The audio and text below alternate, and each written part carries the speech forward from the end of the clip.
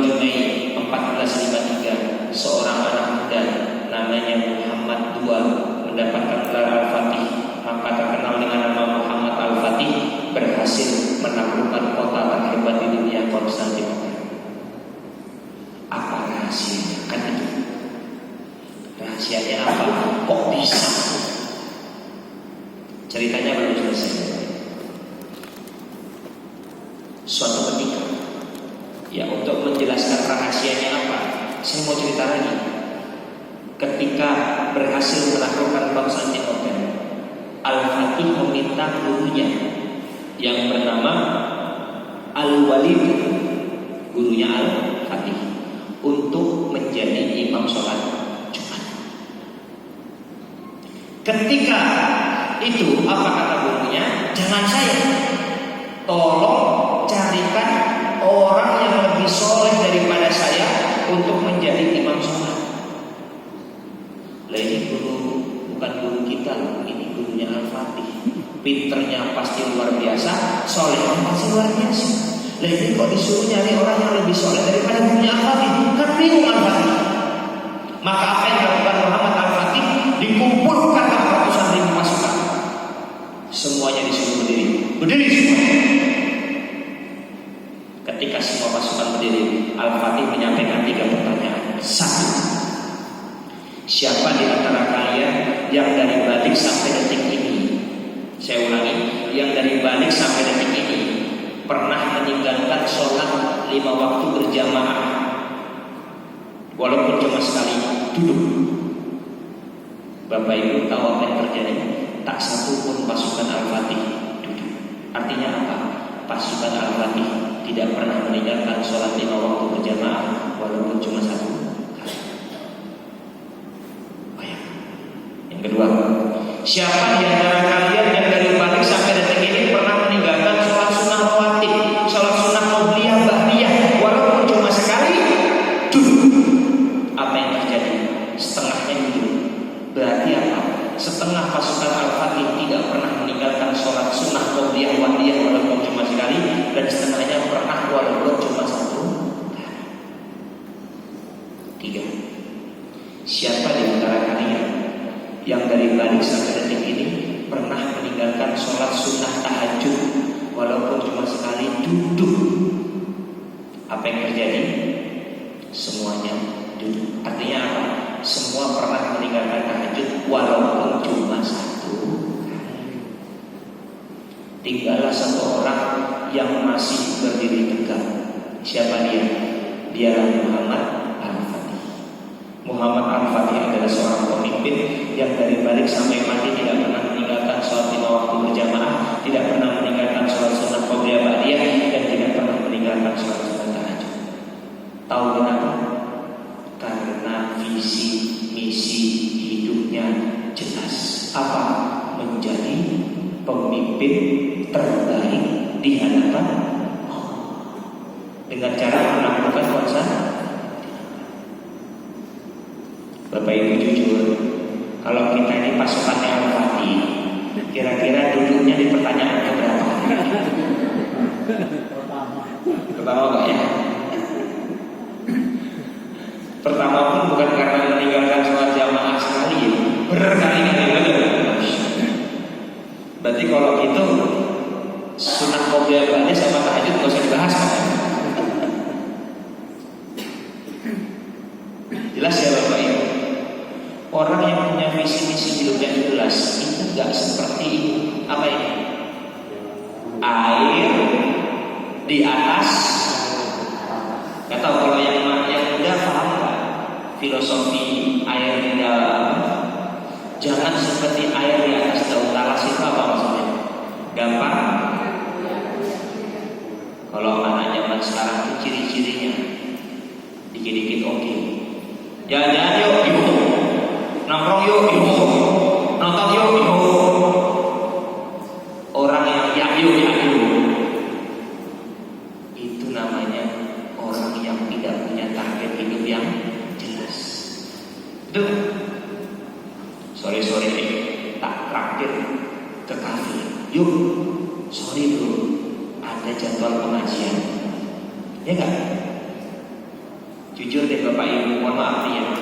Ada nggak yang menolak atau meng-cancel atau mengundur atau menunda pekerjaan karena ingin rajin? Ada nggak?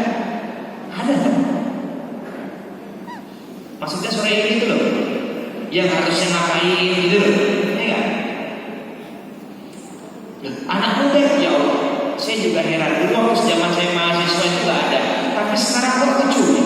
Jadi kalau dari belakang UMnya itu banyak sawah, itu dulu, itu sekarang tuh banyak mahasiswa yang duduk melihat matahari tenggelam. Itu matahari nggak akan lihat tenggelam nggak? Tetap tenggelam, betul? Boyo yang bermanfaat, betul tidak? Itu pentingnya visi dan misi. Saya ke Jogja Ustaz, kuliahnya di jurusan teknik kedokteran, saintifik, tapi saya nggak mau di Jogja cuma dapat ilmu sains, saya mau dapat ilmu agama. Setiap masjid sudah ada pengajian, saya berangkat. Senin sore, Kamis sore, Jumat sore, malam minggu, minggu pagi berangkat. Karena apa? Visi misinya jelas, mau menambah ilmu agama, berangkat kaji. Di waktu-waktu pengajian, sorry, saya tidak bisa nongkrong, saya tidak bisa jalan-jalan karena visi misinya sudah jelas. Punya anak, visi misi hidupnya jelas, anak saya harus menjadi pemimpin di masa yang akan datang. Maka anak gak diajarin main TikTok, gak diajarin apa, main gadget berlebihan, betul kan? Karena jelas. Nah ini penting untuk kita garis. Maka buatlah visi, buatlah misi, buatlah mimpi, target hidup, dan buang semua rasa pesimis. Karena banyak orang itu tidak berkembang, bukan karena jangankan melangkah, mikirnya nggak berani, betul nggak? Mikir aja tidak berani, apalagi mau saya mau cerita. Kita ceritanya nggak apa-apa ya Bapak Ibu ya. Ini kalau bahas materi kadang-kadang itu khusyuk, tak pikir mendengarkan ternyata CS ada Pulau Kalimantan, Pulau Jawa, oh tidur. Saya nggak apa-apa kalau tidur. Yang bahaya itu takutnya usul khotimah ya dulu. Nah, Bapak Ibu, gimana cara menjinakkan gajah liar? Saya setahun ngajar di WI Jepara, Lampung Timur. Tempat desa saya mengajar itu bahkan masuk wilayah konservasi gajah. Jadi Bapak Ibu kalau di Jogja hama itu tikus wereng, itu harus bersyukur. Karena di Lampung tempat saya mengajar setahun hama itu adalah gajah. Disemprot pestisida nggak mempan. Nah pertanyaannya gimana cara menjinakkan gajah liar? Caranya gini Bapak Ibu. Gajahnya ditembak bius. Ketika pingsan, gajahnya kakinya dirantai. Biar apa? Biar tidak lari, tapi masih bisa berjalan. Tapi langkahnya tidak jauh. Ketika dia bangun, tahu ada rantai di kakinya, ngamuk dia, lari dia. Tapi karena ada rantai, jatuh. Lari lagi, jatuh lagi. Bangun lagi, jatuh lagi. Akhirnya gajahnya capek, datanglah pawangnya masih dia makan. Setelah kenyang, semangat lagi, berdiri lagi, lari lagi, jatuh. Karena ada rantai.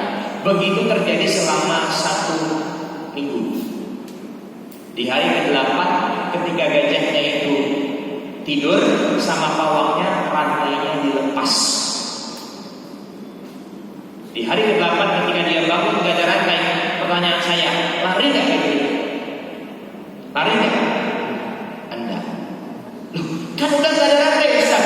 Iya, rantai yang di kaki sudah pindah ke kepala gajah. Kalau aku lari pasti aku akan jatuh.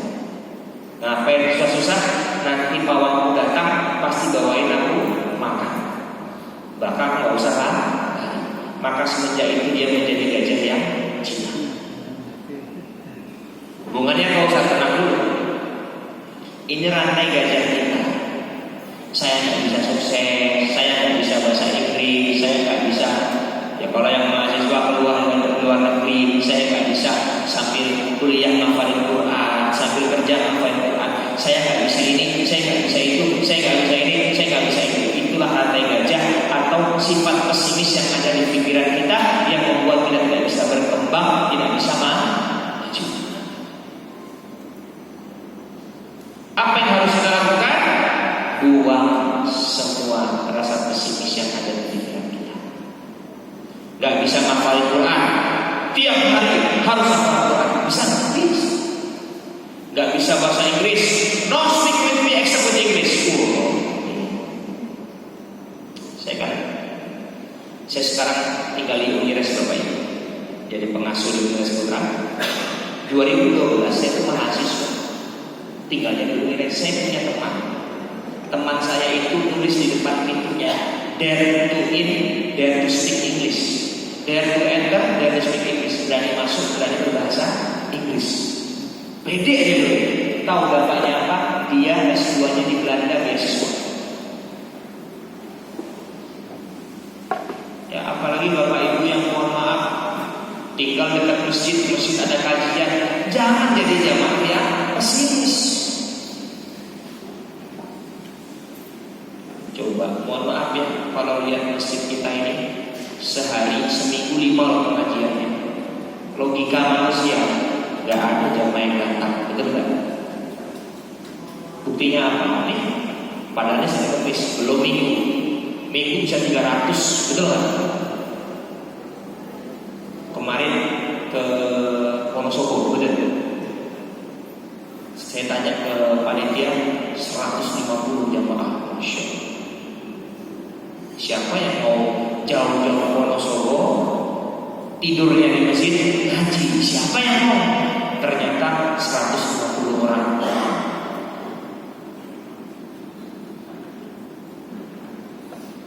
Buang semua rasa pesimis. Maka seorang muslim harus berani bermimpi. Betul? Ini mohon maaf ya, saya Pak Yusuf Kala itu sering sekali cerita. Dan beliau termasuk tokoh yang dekat sama Muhammadiyah. Beliau cerita dalam forum Muhammadiyah, saya pernah mengumpulkan 10 orang paling kaya di Indonesia. Yang muslim cuma 1. 10 orang paling kaya di Indonesia, yang Islam cuma berapa? 1. Kenapa begitu? Karena kebanyakan muslim di Indonesia hidupnya ngalir. Ada yang bilang, Ustaz, gak usah neko-neko, hidup itu mengalir bagaikan air. Loh, hanya ikan mati yang ikut arus, betul kan? Semua ikan hidup menerjang arus. Mohon maaf, air itu mengalir dari tempat paling tinggi ke tempat yang paling rendah. Mohon maaf, yang paling rendah itu bisa selokan, yang paling rendah itu bisa berpindah. Kita hidup dituntut untuk menggapai puncak kesuksesan tertinggi. Makanya harta itu sebaik-baik harta adalah harta yang dimiliki orang beriman. Betul tak? Muhammadiyah hari ini punya 171 kampus, TK 20.000 lebih, sekolah berapa banyak sekali. Itu kalau nggak ada orang kaya mustahil ada itu, betul tak?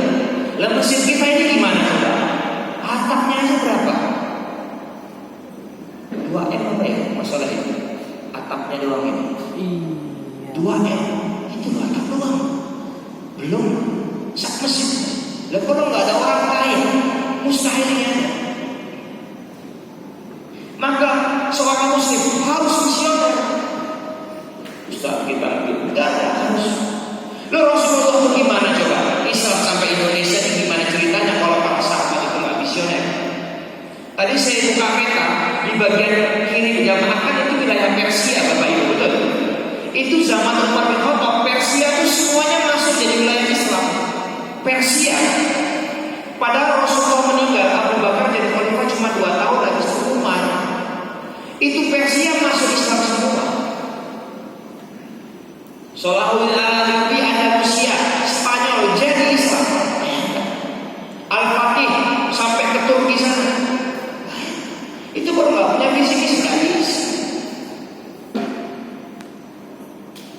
Ini apa namanya? Pesawat. Saya ini gak marah-marah ya, saya ini semangat gitu loh ya. Takutnya saya mau marah-marah. Ya kan masa kita bahas misi-misi, ayo Bapak Ibu harus bermimpi tinggi, kan gak bisa, betul gak? Ustaz udah sepuh, gak ada urusan umur, betul gak? Buka sejarah KFC, tahu KFC? Itu pensiunan tentara Kentucky itu apa nama? Dia itu umurnya 70 apa? Baru bikin yang namanya KFC. 70 baru bikin KFC. Gak ada kata lambat. Kata Rasulullah, besok kiamat kalau kamu bisa nanam pohon, tanam pohon hari ini, walaupun besok kiamat. Oke, ini apa namanya? 2024 masih banyak bocah anak-anak yang mimpinya jadi pilot, betul nggak? Tapi beliau kecil mimpinya bukan pilot. Siapa ini? Mimpinya apa? Bukan jadi pilot, bikin pesawat terbang. Berhasil? Berhasil.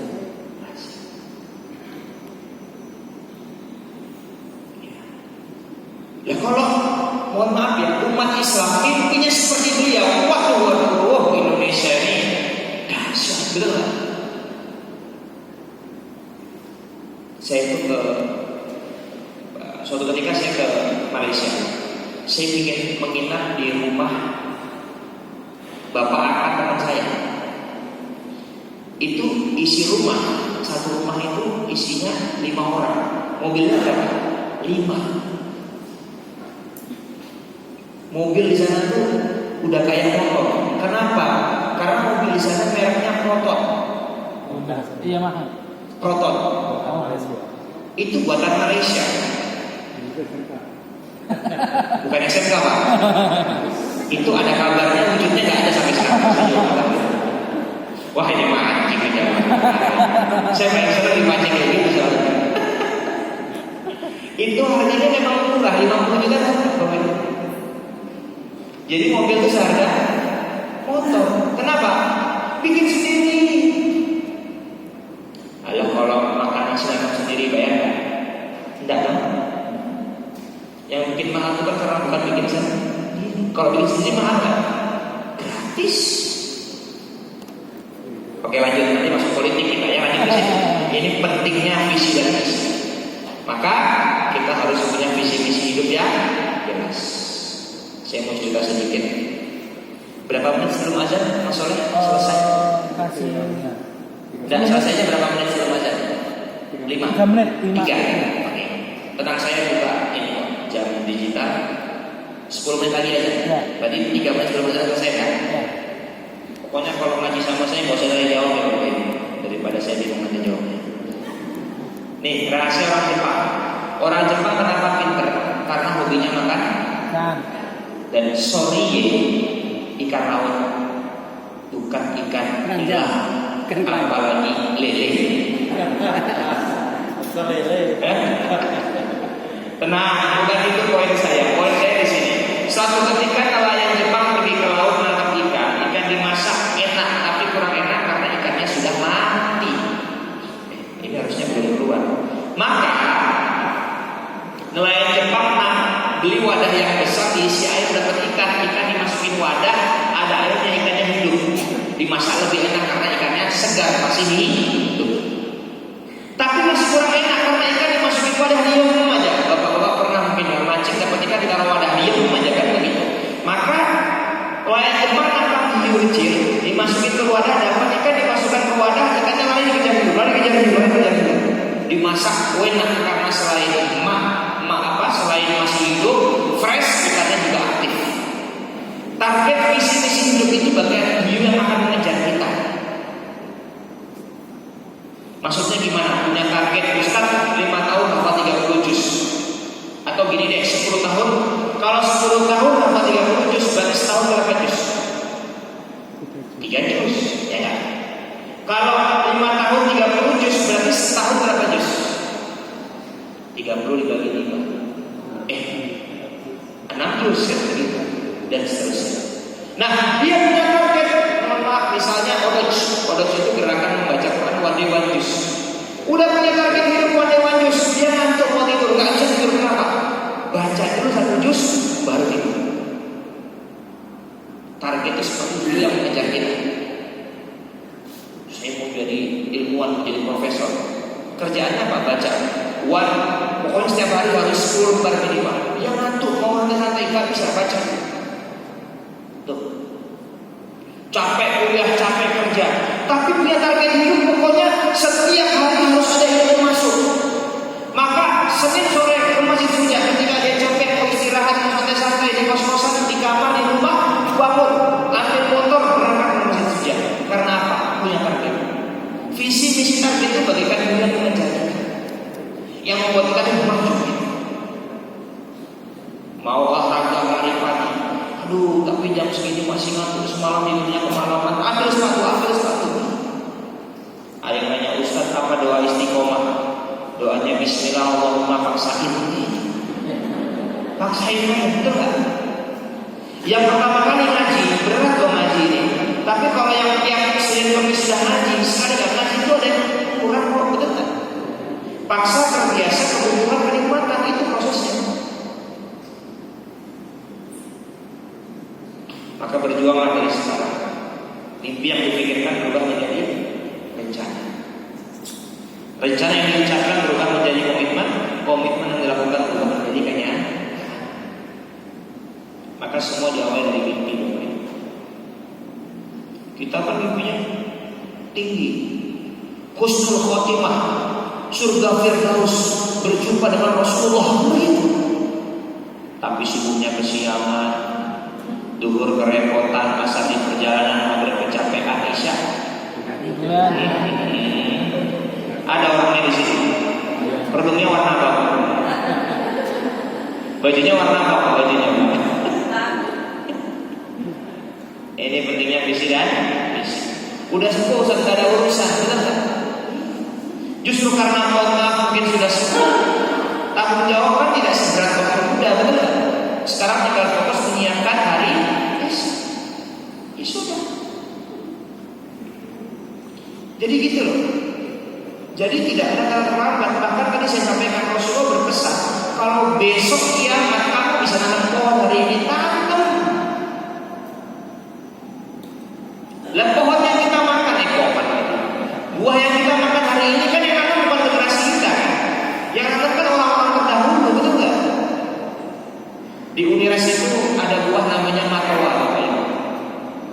Jadi kalau lagi musim matoa saya nggak pernah beli karena ada banyak matoa di Unires.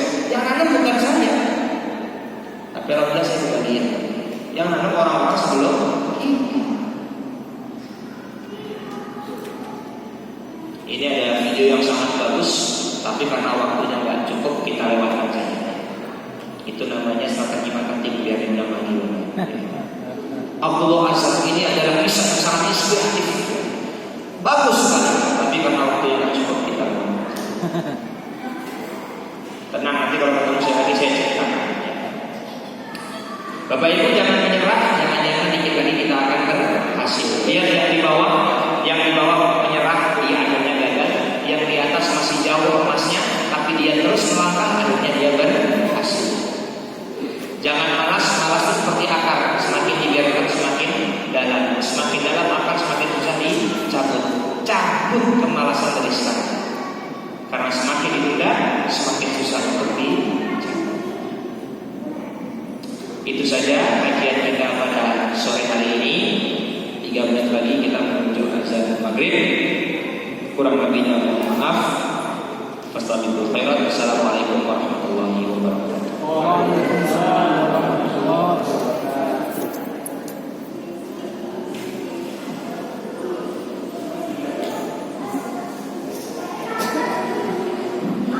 Alhamdulillah, kita jazakallahu khairan Ustaz Mahfud Khairul Amin yang memberikan tausiah pada sore hari ini. Semoga ilmu yang kita peroleh pada sore hari ini dapat bermanfaat dan menjadi kita jadikan. Bapak Ibu jamaah Allah, insyaallah pekan depan kita kembali bersama Ustaz Mahfud dengan tema Islamic Time Management. Dan insyaallah kajian intensif kami sore yang akan datang dengan Ustaz Dr. Muhammad Al-Fadil. Marilah kita tutup